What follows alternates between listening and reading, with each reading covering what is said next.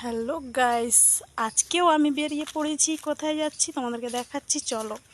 এই ছোট্ট বালতির ভিতরে কি আছে চলো দেখাচ্ছি। আর মনে করছো কি নিয়ে যাচ্ছে এই বালতিতে করে, চলো তোমাদেরকে দেখাচ্ছি।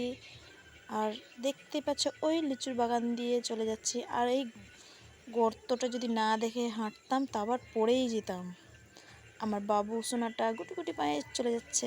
আমি যেই জমিতে ভুট্টা বীজ লাগিয়েছিলাম সেই জমিতে চলে যাচ্ছি।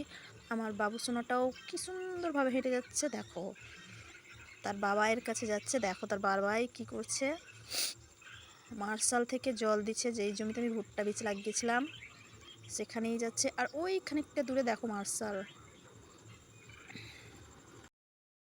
অনেকে ভাবছো গ্রামের মেয়েরা আর শহরের মেয়েদের মধ্যে পার্থক্য অনেক, সত্যি অনেক পার্থক্য।